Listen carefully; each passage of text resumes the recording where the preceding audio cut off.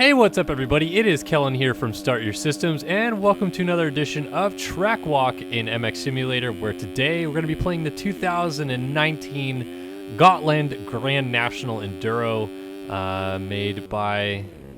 was this one made by Matthias Lidman? I should have absolutely looked at that beforehand. I'm pretty sure that's who it is. But it is a pseudo-replica, not an actual official replica of the Gotland Grand National. That is run in real life every year on this little island off of the southern coast of Sweden in the Baltic Sea. And if you've been around, you've probably seen me actually play a track like this before. I think I did the 2017 version of the Gotland Grand National for a track walk. So this isn't the first time that I've done this. And judging by the fact that he keeps building these tracks, it's probably not going to be the last. But I wanted to do this track today specifically because the ISDE just happened, the International 6 Day Enduro, and wanted to talk a little bit about that and kind of also talk a little bit about why it's been over a week since I last uploaded to the channel. You may or may not be able to hear the fact that I'm pretty nasally, stuffy, whatnot right now. I came down with a horrendous case of what has essentially been diagnosed as the flu, but I got an infection and it just turned into just awfulness. So I didn't even get out of bed for like 4 days straight. Slept a lot, and then sometimes I couldn't sleep because I was literally like coughing myself awake every 10 minutes. So not a fun time for myself the last couple of days here. But hopefully going to get back into a little bit more regular content posting. And as I slowly get better, I think that'll be a little bit easier to do. I think maybe only like a 20-minute video today is what I'll be able to actually muster out for you guys. But trying to get back into the swing of things. And then, yeah, let's talk about 6 Day Enduro just a little bit, which happened in Portugal over basically the past whole week that I was sick. It was going on. It's, as the event says, it's a 6-day enduro event.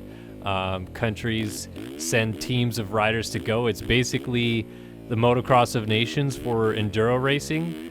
And although it doesn't necessarily always attract like the highest of profile riders that you can think of when you think of enduro racing, like if you think of World Enduro Super Series, for example, not everybody from that series, races the event per se, but that doesn't necessarily mean that it's not as highbrow or as important as it has been in the past, which it always has had a lot of kind of like luster behind winning the event. And the USA up until this point had struggled to win until this year. They finally brought home the victory. It was a team of Ryan Sipes, I believe Stuart Baylor was also on the team, Josh Toth, I believe his name was, and Caleb Russell, all on the team. Although Toth, now that I think of it, may have been on the junior team.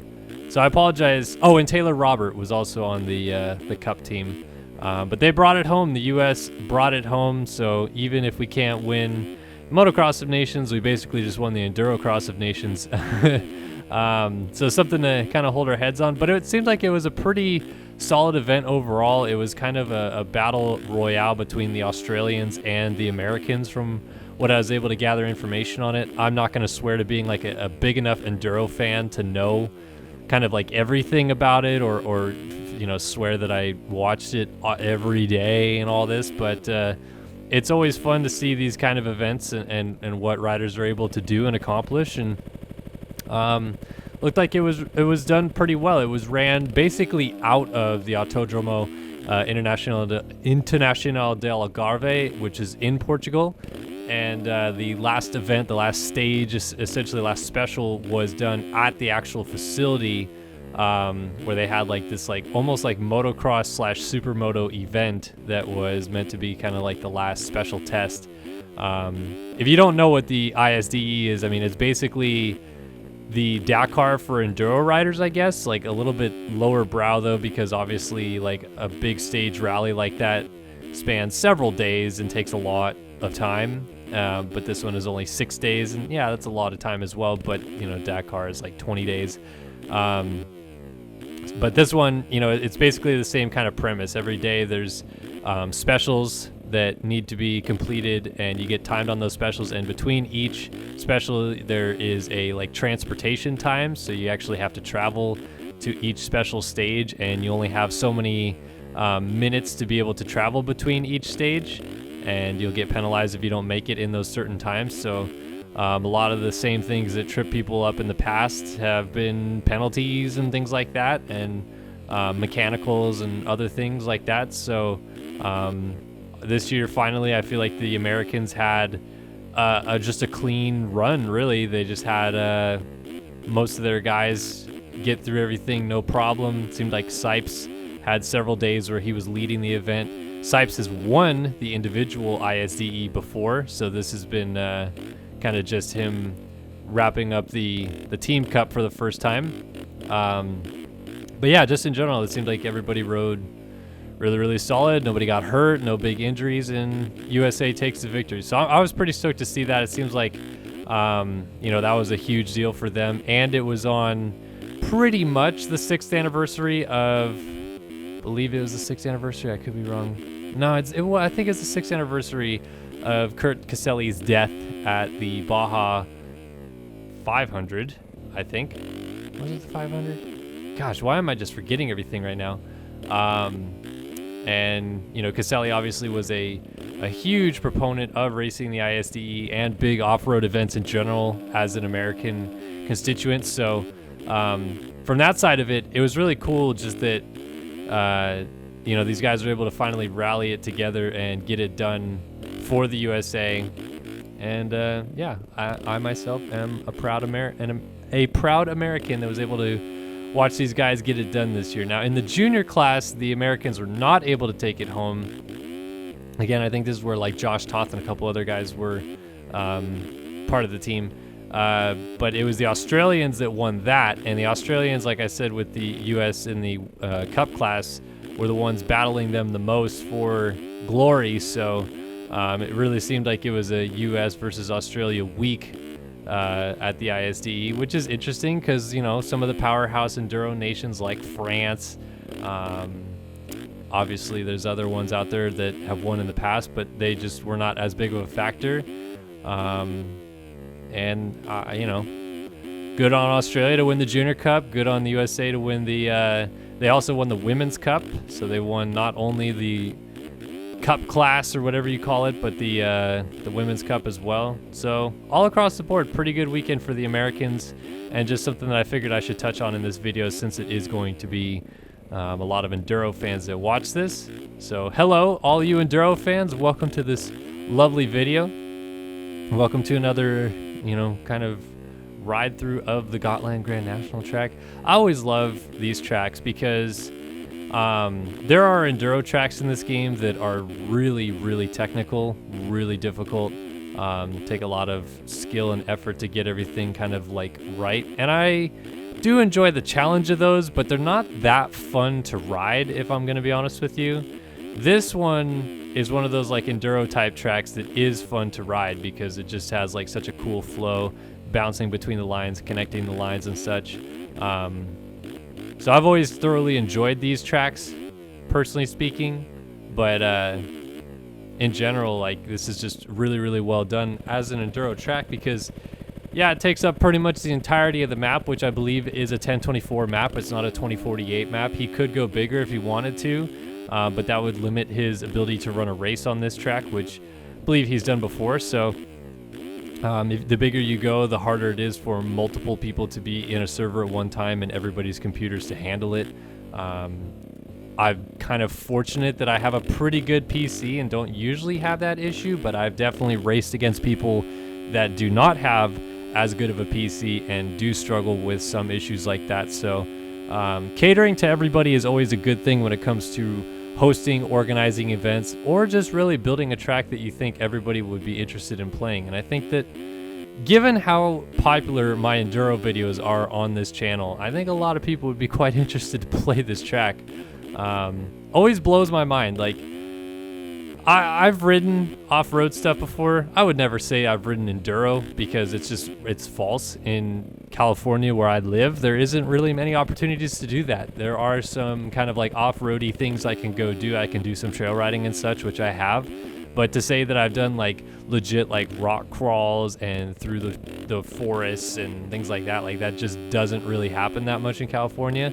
Have to go back east if I wanted to do more of that. But even so, enduro riding is massive in Europe. It is like an Olympic sport on some level with how popular it is. It's crazy. So I know that there is a huge following of this, but when I look at the statistics of my channel, it is a lot of American fans. So it's kind of interesting to me to make that connection that there are so many of these people that, you know, like in the US, enduro isn't that big. There's GNCC, which is like sort of a small watered down version of enduro racing, but it's really just kind of, you know, cross-country hare scramble racing for East Coast riders, I suppose.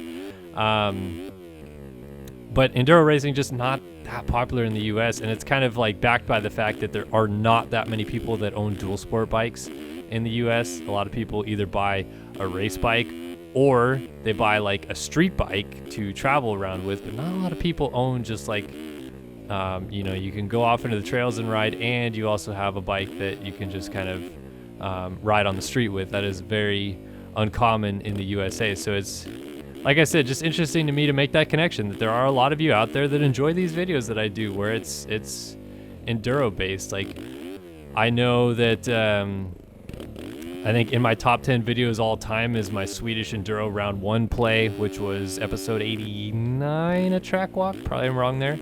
And then, you know, things like Avalon Brush was huge. I've done November Kaizen, which I think again was another Lidman creation. I did that as a live track walk video, and that one was wildly popular. A lot of people watched that as well. So,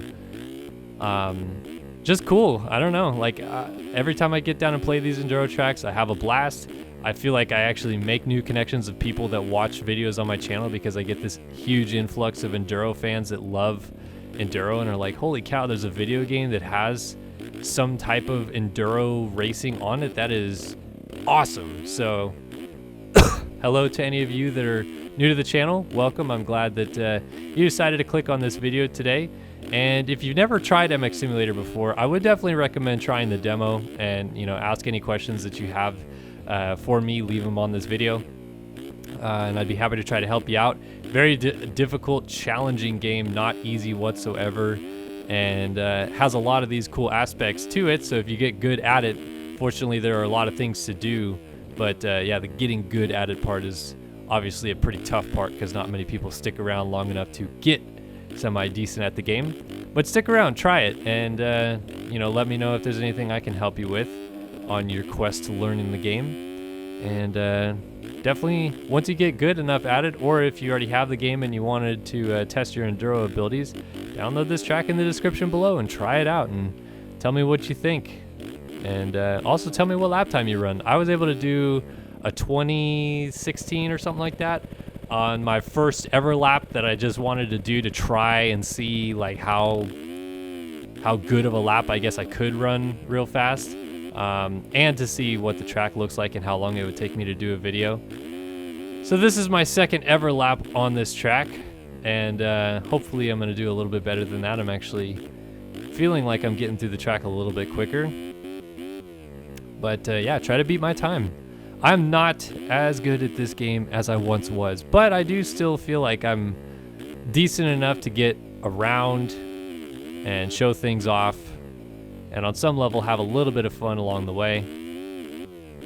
And I'd always love to kind of hear what people are able to accomplish in this game now, because as someone who streams these races that people compete in, often I see some things that I didn't ever believe were possible in this game. And I know for a fact that there are people that are really into these enduro type things as well and get really good at them, and oftentimes do things that I wouldn't think are possible. So when I inevitably run whatever, like an 18-minute lap time on this track and say, yeah, that was pretty good, I think you could probably get like a 16 something, and then someone drops a Gaiazo image right in the comment section below and says like, nah bro, I was able to get like a 14-minute lap time, and tell me that I suck. And usually I'm like, holy cow, and then I'm like, why should I even be surprised? People can do ridiculous stuff in most video games, why not in sim as well? I feel like since I started saying that I was riding pretty well, my abilities have dropped, and echoed by the fact that I just backflipped off a rut right there. I mean, that was awesome, but didn't quite get it all the way around. And I'm not that far from the finish. I know I'm not, because this entire like second half of the track is actually like cut in half.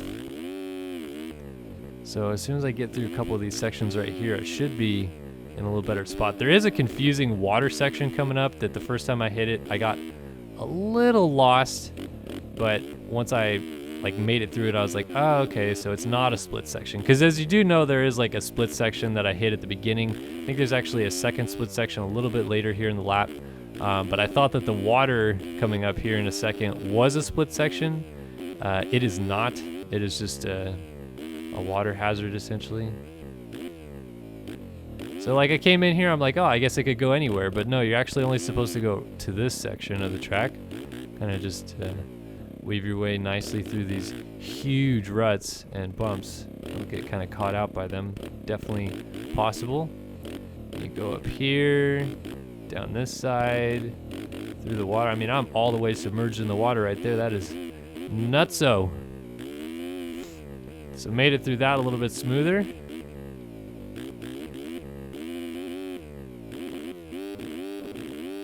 Up the hill all the way to the top. Jumping a little step up there.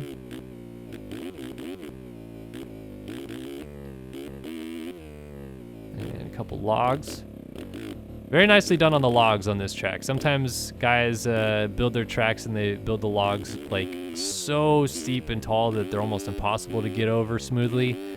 And that's just a little annoying, just because like it's already tricky enough. Like you have to get slowed down, you have to pop them nicely.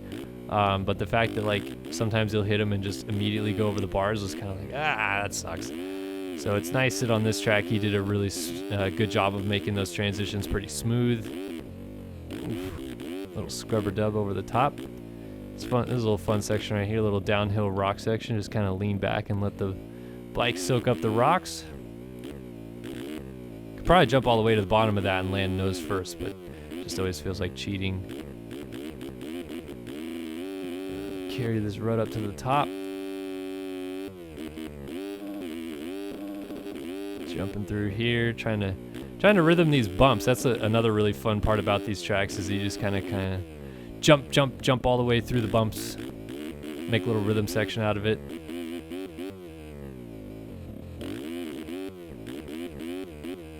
And coming down this hill, get on the gas. I knew I was gonna get off the track just a little bit. He included these little like humps on the side of the track right behind these red and white banners. So something to watch out for if you do happen to get a little off track. It's kind of like a, hey, don't do that, there's this thing here. And I'm not sure, but I think those might be timing gates as well. So I may have cut the track doing that, but we won't see that because I don't think I'll be able to do 20 laps on this video, which is what I set the track to before I started. I guess I could have just done 2, seeing how many cuts I actually did get. But here we are, we're almost to the end actually. Just got to come through this section right here, right in the center. Gonna loop around this tree, head back, and then he included this little tight technical section right here at the end. So we're gonna kind of jump our way in.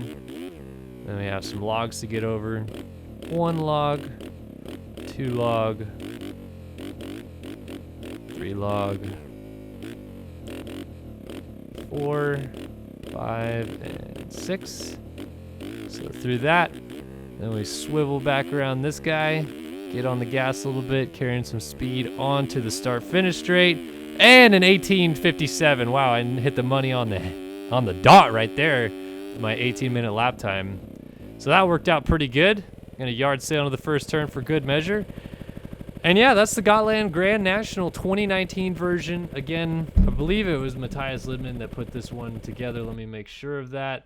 Yeah, Liddzor, that is Matthias Lidman. So big shout out that man for doing a fabulous job with this track, making something fun and enjoyable for us to play. Always appreciate when someone comes up with something cool like this. It's not one of the standard supercross or motocross tracks you always see. He decided to replicate something even crazier than that. So awesome job, Liddzor. Appreciate it. And thanks everybody for watching. As always, Kellen here on Start Your Systems, saying that I will see you guys in the next one. So long for now.